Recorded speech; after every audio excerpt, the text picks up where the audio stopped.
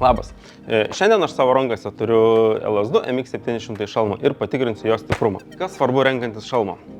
Patogumas turi tikti ne tik dydis, bet šalmas turi būti patogus, saugumas, kur gauti atsarginių dalių, tokių kaip snapelis. Keletas LS2 MX700 šalmo privalumų. Labai minkštas snapelis, tvirti aliuminiai varžtai, šalmas turi daug ventiliacijų tiek priekyje, tiek gale, keičiamas ir plaunamas šalmo vidus. Na, o dabar einam palyginsim tos pačios klasės šalmų stiprumą. Turim 2 plytas ir 5 metrų aukštį.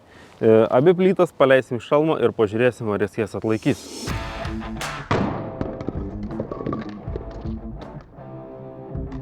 Šio bandymo metu šis šalmas trūko.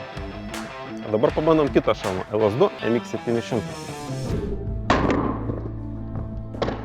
Šis šalmas turi šiek tiek kitokius pažeidimus. Iškrito ventiliacija, įtrūko galo plastikas, tačiau pats šalmo korpusas liko sveikas. Taigi, po bandymo matome, kad plytos pataikė į labai panašias vietas. Vieno šalmo korpusas trūko, kito šalmo iškrito ventiliacijos plastikas ir skilo apdaila, tačiau pats korpusas liko sveikas. Pabaigai noriu atkreipti dėmesį, kad šie šalmai yra lygiaverčiai, tos pačios klasės, atitinka tuos pačius saugumo reikalavimus ir kaina yra labai panaši.